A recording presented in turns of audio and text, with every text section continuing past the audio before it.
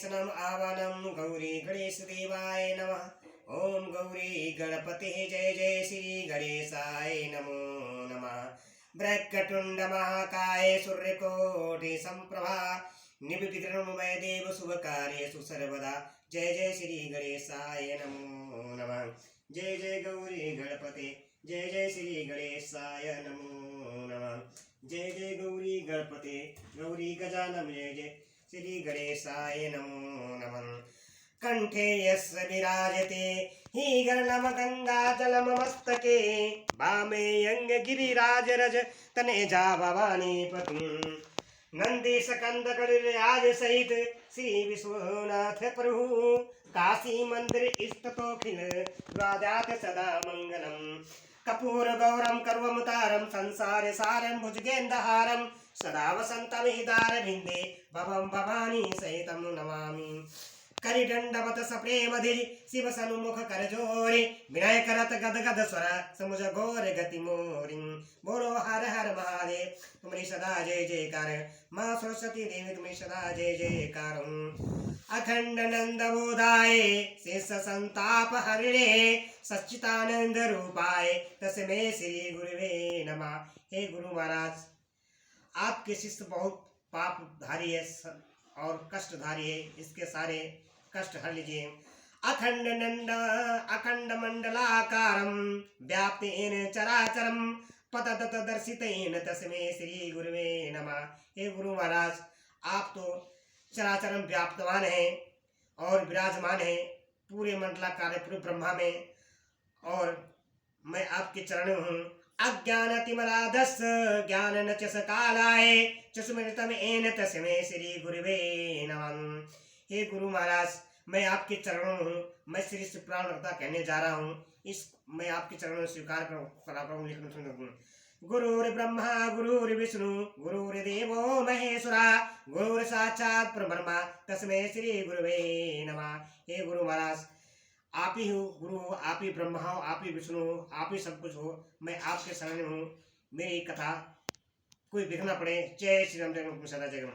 श्री गुरु चरण सरोज रज निज मानव कुरु सुधारि वरनाहु रघुमल विमल जसु चोदाय गोपलुचारि।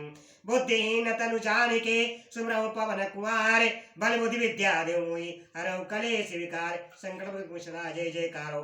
हर हर महादेव सदा जय जयकारो। ओम नमः शिवाय ओम नमः शिवाय। जय महादेव शिव नमः शिवाय। ब्रह्मा विष्णु महेश तुम्हें सदा जय जयकार।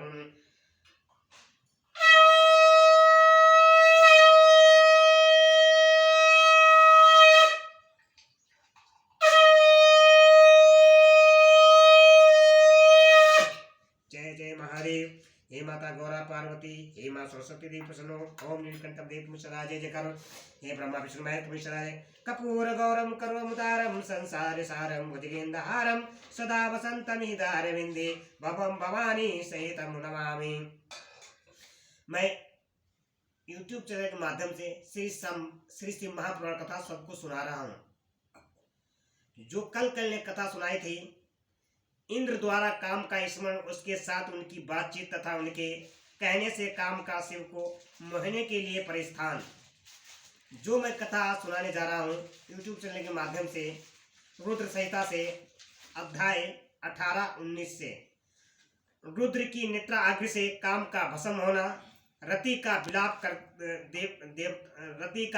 विलाप देवताओं की प्रार्थना से शिव का काम को द्वापर में प्रथम रूप से नूतन शरीर की प्राप्ति के लिए वर देना और रति का संभर नगर में जाना।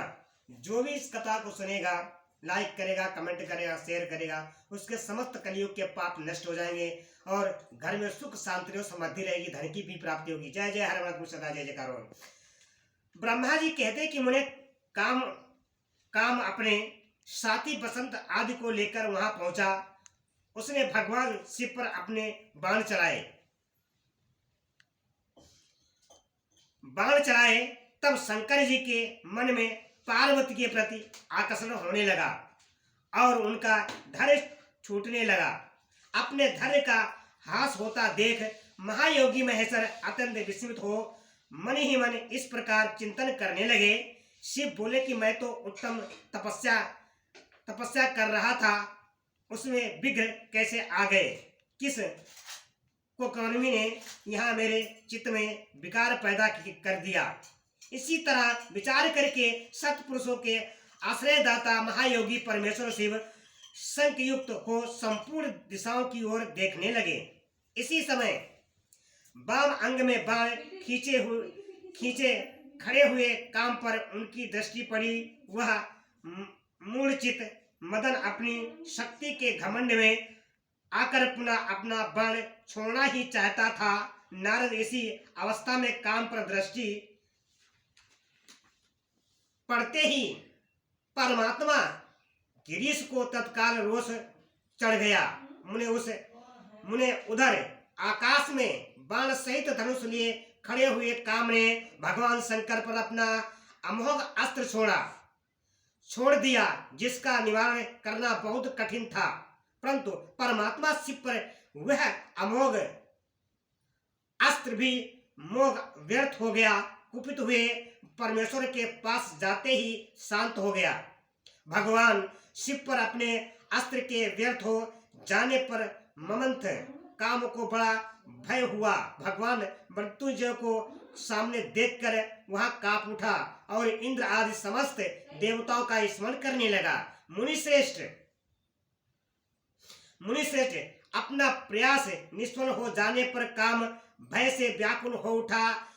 मुनीश्वर कामदेव के स्मरण करने पर वे इंद्र आदि सब देवता वहां आ पहुंचे और शंभु को प्रणाम करके उनकी स्तुति करने लगे। देवता स्तुति कर ही रहे थे कि कुपित हुए भगवान हरि के ललाट के मध्य भाग में स्थित तृतीय नेत्र से बड़ी भारी आग तत्काल प्रकट होकर निकली। उसकी ज्वालाएं ऊपर की ओर उठ रही थीं। वह आग धू धू करके जलने लगी। उसकी प्रभा प्रलय अग्नि के समान जान पड़ती थी। वह आग तुरंत ही आकाश में उछली और पृथ्वी पर गिर पड़ी। फिर अपने चारों ओर चक्कर काटती हुई धराशायिनी हो गई। साधु भगवान क्षमा कीजिए, क्षमा कीजिए, क्षमा कीजिए, क्षमा कीजिए। यह बात जब तक देवताओं के मुख से निकले तब तक ही उस आग ने कामदेव को जलाकर भस्म कर दिया। उस वीर कामदेव के मर जाने पर देवताओं को बड़ा दुख हुआ। वे व्याकुल उठे, हाय या क्या हुआ। ऐसा कहकर जोर से चित्कार करते हुए रोने बिखरने लगे। उस समय विकार चित्त हुए पार्वती का सारा शरीर सफेद पड़ गया। काटो तो खून नहीं। वे सखियों के साथ ले अपने भवन को चली गईं। कामदेव के जल जाने पर रति वहां एक क्षण तक अचेत पड़ी रही। पति की मृत्यु के दुख से वह इस तरह पड़ी थी कि मानो मर गई हो। थोड़ी देर में जब होश हुआ तब अत्यंत व्याकुल हो रति उस समय तरह तरह की बातें कहकर विलाप करने लगी। रति बोली, हाय मैं क्या करूं, कहाँ जाऊं। देवताओं ने यह क्या किया। मेरे दंड स्वामी को बुलाकर नष्ट करा दिया। हाय नाथ ईश्वर स्वामी ने प्राण प्रिय, हाय मुझे सुख देने वाले प्रियतम, हाय प्राणनाथ, हाय यहाँ क्या हो गया। ब्रह्मा जी कहते हैं कि नारद इसी प्रकार रोती बिलखती और अनेक प्रकार की बातें कहती हुई रति हाथ पैर पटकने और अपने सिर को बालों को नोचने लगी। उस समय उसका विलाप सुनकर वहां रहने वाले समस्त जय नमः शिवाय, ओम नमः शिवाय, समस्त वनवासी जीव तथा वृक्ष आदि स्थावर प्राणी भी बहुत दुखी हो गए। इसी बीच में इंद्र आदि संपूर्ण देवता महादेव जी का स्मरण करते हुए रति को आश्वासन दे इस प्रकार बोले। देवताओं ने कहा कि तुम काम के शरीर का थोड़ा सा भी भस्म लेकर उसे यंत्र पूर्वक रखो और भय छोड़ो।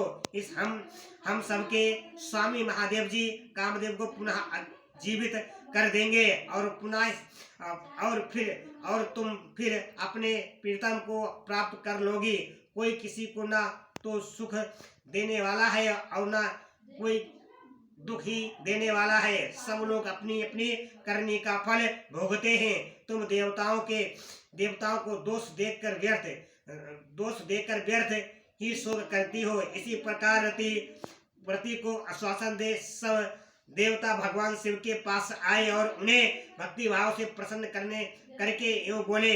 देवताओं ने कहा कि भगवान शरणागत वत्सल परमेश्वर महेश्वर, आप कृपा करके हमारे इस शुभ वचन को सुनिए। शंकर, आप कामदेव की करतूत पर भली भांति प्रसन्नता पूर्वक विचार कीजिए। महेश्वर, काम ने जो यह कार्य किया है इसमें इसका कोई स्वार्थ नहीं था।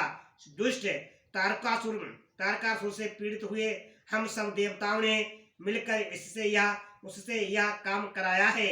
नाथ शंकर, इसे आप अन्यथा न समझे। सब कुछ देने वाले देव गिरीश, सती सदवी रति अकेली अति दुखी होकर विलाप कर रही है। आप उसे सांत्वना प्रदान करें। शंकर, यदि इसी क्रोध के द्वारा अपने कामदेव को मार डाला तो हम यही समझेंगे कि आप देवताओं सहित समस्त प्राणियों का अभिसार कर डालना चाहते हैं।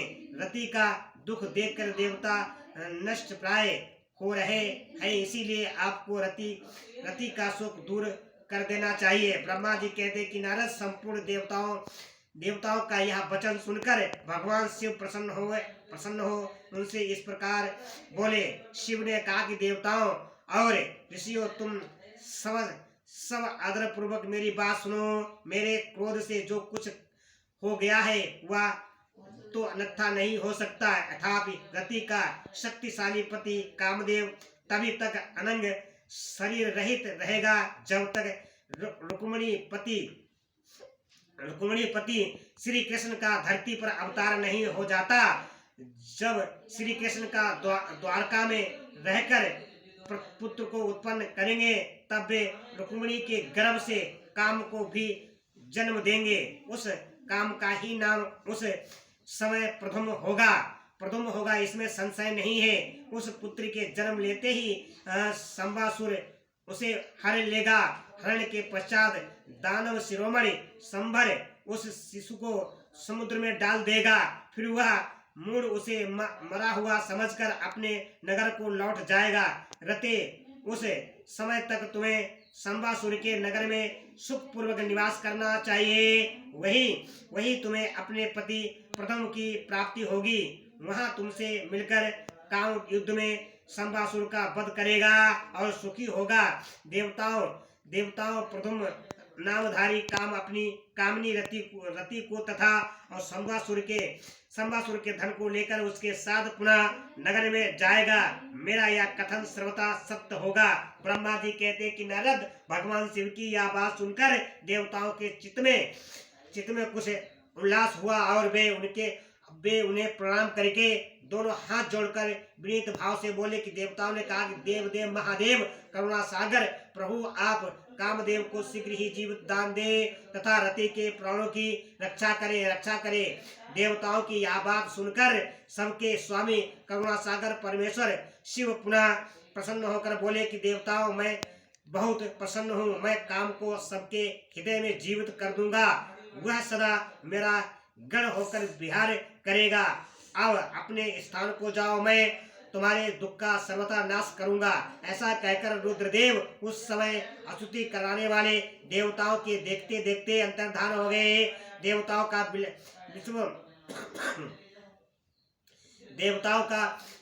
का विस्मय दूर हो गया और वे सबके सब प्रसन्न हो गए। पुनः तदनंतर रुद्र की बात पर भरोसा करके स्थिर रहने वाले देवता रति को उनका कथन सुनाकर आश्वासन दे अपने स्थान को चले गए। मुनीश्वर, काम की पत्नी रति शिव के बताए हुए संबर नगर को चली गई तथा रुद्रदेव ने जो समय बताया था उसकी प्रतीक्षा करने लगी। जय हर हर महादेव, जय जयकार महादेव प्रभु। ओम नमः शिवाय, ओम नमः शिवाय। जय जय महादेव, शिव नमः शिवाय। राम राम की लूट है, लूट सके तो लूटे, काल समय पछताएगा जब प्राण जाएंगे छूट। बोलो सियावर रामचंद्र की जय हो, पवन पुत्र हनुमान की जय। हर हर महादेव शंभु, तुम्हारी सदा जय जयकार। हे माता गौरा पार्वती, तुम्हारी सदा जय जयकार हो। जय नमः शिवाय, जय महादेव शिव शंभु। जय जय महादेव शिव शंभो, हर हर महादेव शिव शंभो।